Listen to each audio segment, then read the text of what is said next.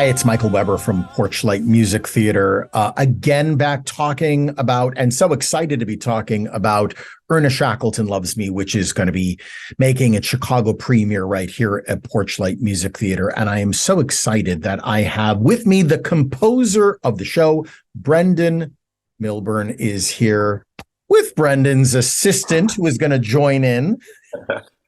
Who is your assistant here? She did not want to take a nap today. So that is incredible. yeah. Hey, we've been talking about the making of the show. We talked with the director, Michael Unger, about his vision for the show. What I want to get into a little bit more specifically with you as the composer of Ernest Shackleton is, what was your process when you're writing a piece like this that is a new musical but has this historical element? From your point of view, how did you and Val, as your lyricist and partner in writing, approach this piece? We had written musicals together before this, but everything we'd done before this had discrete songs, discrete numbers. And when Joe gave us his amazing 9-page outline, which was basically the entire show in just 9 pages, we put the 9 pages up on the wall and just kind of marked off where numbers were. And then it was clear that there was this big epic story in the middle of the play that needed to be turned into this big, long, sweeping, almost operatic piece of music. And we had never done anything like that before. I mean, I wrote a couple of weird operatic experiments in college and they were awful. And so we kind of felt like we were just, leaping into the Antarctic Ocean with only a swimsuit on. And I remember that we broke it up into 5 different pieces and tried to find through lines of phrases that we could repeat and motives that we could repeat. We tried to act like we were not a songwriting team, but instead a librettist and a composer. Mm-hmm. And we put on our big kid pants to do that. Well, let's talk about some of those songs, because we do have some video from that fantastic original production.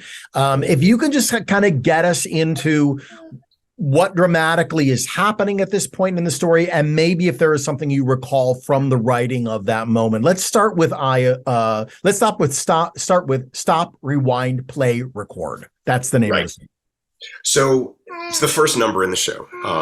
As with any musical, the first number is usually the last to finally get cinched in. And stop, rewind, play, record has within it, I think, pieces of 7 or 8 other stabs at the first number of the show.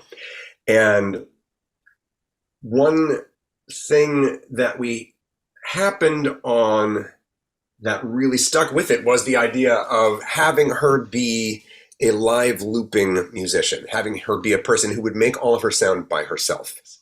And it's remarkably dramatic watching a musician create music, and yet create it in this very particular electronic modern way. Yeah. We've got some video of it. We're going to watch it right now. I compose musical installations, conceptual happenings in Brooklyn, somewhere weird, obscure, and far out on the edge of the musical galaxy. A handful of hipsters come to show how hip they are. They stand around judging and stroking their beards as they sip from a box of free wine. But hey, I don't care about them. All I know is the music they're hearing is mine. On to the next song. This comes a little bit more into the middle of the show. Eye of the Storm. Right.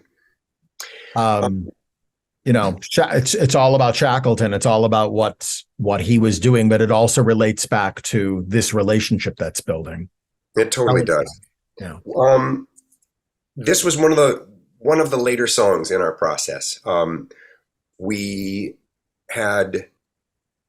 and I had left our son with my mom for a week, and we flew to New York to do this workshop. And I believe it was February of like 2012, 2013, something like that. We were staying in high up in a very small hotel room, and there was a huge snowstorm. It was like there were just buckets of snow pelting down all over the city. And we sat up looking out the window from what felt like the 26th floor of this building, just watching the city get blanketed.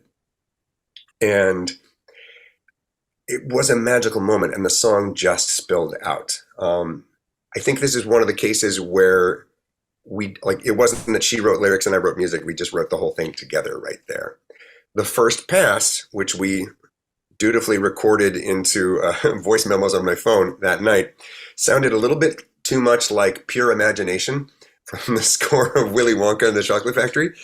So the next day, I just shoved that aside and made a new piece of music for it. But yeah, it's this kind of perfect little AABA old school standard almost in the center of this big, crazy, operatic, dramatic story. And interestingly enough, we originally wrote it for Shackleton to sing to Cat. And Joe had the notion, oh my gosh, no, let's have him sing it to the baby. Yeah, it's such a beautiful moment. It's so great. We've got some film footage with the original company of it. Let's take a look at that right now. If you can't catch a break, hunker down, soldier on. Now your task is to make those you love safe and warm. Don't regret What has been. Let it go, for we'll never be right here again. Who needs sleep?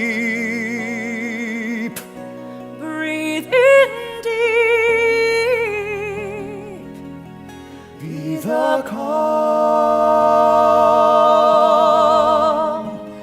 in the eye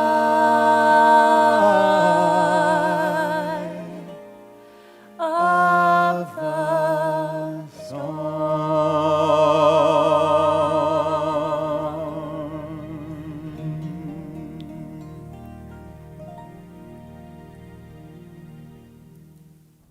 Our third song that we're going to talk about from the amazing Ernest Shackleton Loves Me score. And this is connected, I mean, right there in the title, it's connected from Shackleton's journey himself, but it is all about how it relates to what is happening with Cat and Shackleton toward Elephant Island. Right. This was the last piece of the puzzle of the whole Shackleton journey at the center of this show. And I remember at the tail end of our month of trying to get this thing written, this was the one I was struggling with the most. And we were out in Palo Alto. We were doing it at Theater Works of Palo Alto, not Theater Works of Silicon Valley. And we didn't have this one yet, and I was behind. And our first performance at this New Works Festival just didn't have any music there. Val just read the lyrics out loud. And we were driving back to the hotel and was listening to a classical music station, and there was this kind of stunningly beautiful Bach keyboard piece playing. And in this Bach keyboard piece, the bass line, the bottom part of the music, stayed on the fifth degree of the scale, but everything else kept changing around it. Like the rest of the harmony was trying to pull the music this way and pull the music that way and push it that way and push it that way, but the bass line just kept staying on the 5 chord. And there was something just kind of momentous about it. We've been through this huge journey. There's this last obstacle, like the weather is not permitting you to get back to the island to rescue your men. And there's nothing you can do. The weather is a fickle god and you can't do anything about it. And they just keep trying and failing and trying and failing. And somehow the sound of them trying and failing and just continuing to try sounded to me exactly like the bass hanging on the 5 chord and the chords and the harmony further up, trying to pull it to the right, trying to pull it to the left, trying to pull it up, trying to pull it down, and finally landing on the 5 and cadencing in the way that you would expect in like Western classical music. And when you finally get that cadence, it feels so good.